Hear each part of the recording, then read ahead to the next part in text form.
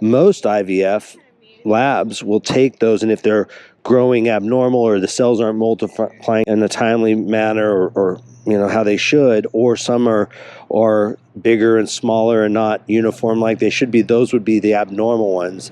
And so most labs don't freeze those, they destroy those. So does your lab do the same? As far as I know, they freeze them as long as they look like they're still living and they haven't just stopped.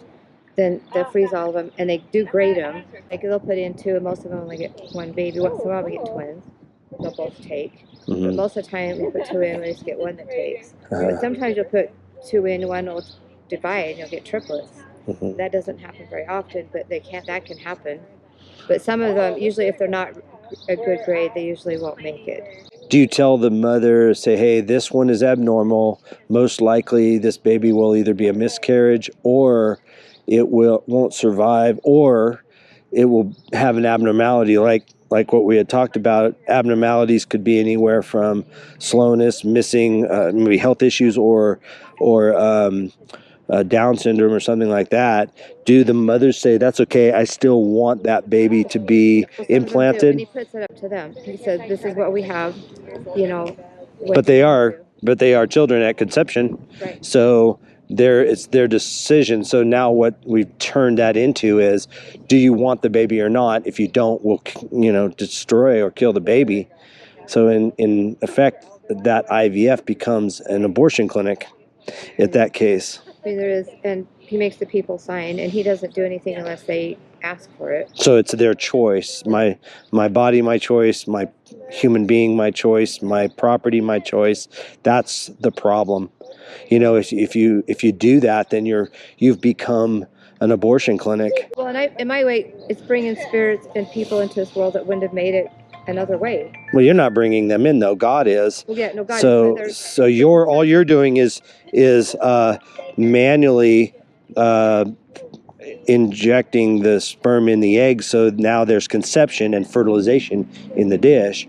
You aren't creating or anything. You're just bringing two already put things together, and God's creating them. So you're not doing it. No, but if you are doing it, but what you are doing, and not just you, but I'll just say IVF, so I'm not pointing a finger at you, but if IVF clinics are doing this, they are the ones killing. So God is making them, but the IVF clinics are killing them.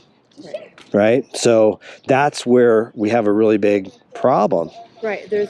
And I don't know what to do about it. I know. Well, because here is kind of an overview of it, right? So it's kind of the same thing I would say Planned Parenthood, don't kill your children, right? IVF clinics, don't kill your children. So don't make 30 of them knowing that 90% of them are going to die, or intentionally or unintentionally, don't do that. But ethical isn't killing just a few or as little as possible.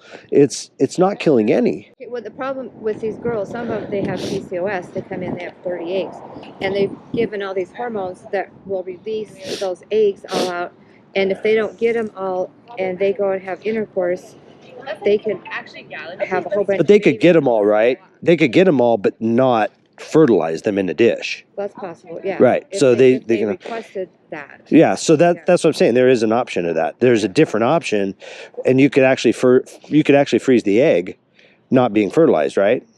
Yeah, you can. If a doctor says, look, I can almost guarantee that you're going to have a baby, but at the point where they're 2 weeks old, we're going to have to put them down. They can be asleep. They won't know what's going on, but we're going to have to kill 9 of them in order for you to have one. They're going to say, well, I'm not going to kill my 2-week-old. But at conception, it's a baby the same, under this state, the same as at conception as they are 18, 16, or 2 weeks. Then you're doing the same thing under God, under science, under everything, and under that lab. If they're killing them at 5 days old or 5 days in an embryo stage, they're still considered and are the same as a 2-week-old. So they are doing that. They do try and freeze it, because a lot of the people, they come back and they give them all up. But I'm talking about the problem is freezing them. to get to the point of freezing them is the problem. Watch out there. But you can't save them for a year later to have Right. pregnancies. Right. So you either have to put them in or freeze them, and then they come back and they can have a baby in another year. Or not. Or they die, or they continue with the possible, or not survive the thaw. Exactly. Right. Some of them don't survive the thaw, but usually they weren't, great ones anyway. But well, I think I think the embryos weren't as healthy as the other, but the baby's just as great as any baby, right? So we shouldn't create babies knowing that some of them will be bad or some of them won't make it. You don't make. But you don't know that when you start, though. Oh yeah, you do. You do. Well, because you know the percentage of what's happened through history. How long have we been doing this? And we know, and they even say it. They say it can't be helped. There's going to be 90% or more that aren't going to make it. Knowing that 90% aren't going to survive, and we have collect 30, 20, even 1. You're putting them in danger if you're going to freeze them or throw them away if they're abnormal. So that's the part. The very beginning of it is what I'm talking about, not the freezing and all of that is also a part of it. But having the babies, having those children are I want everybody to experience having kids. Having kids, and that's why this is such an emotional and hard topic, is because we're talking about infertility, we're talking about starting a family, we're talking about people that have exhausted every option, and this is like all they have left, and they're distraught about it. This is like the last most expensive option, and now they're being told that you can have a child. They're not being told that you're going to kill 90% of your kids. For me, I see these women who've wanted a baby so bad, and they get to have one. Yeah. And they get to bring this child in their life, and they have multiple frozen. They come back and they have a family. They have 3 or 4 kids now, and that's their dream. And they got them here, and how else would they get here? Right. That's right. That's the part that is brought as like, this is so wonderful, but nobody's talking about the ones that die. Right. I'm trying to keep it as like, let's talk about the most ethical way. I'm not talking about let's kill babies for eye color, let's kill babies for gender, let's kill babies because of whatever reasons. We just this is like the most ethical way we're talking about IVF.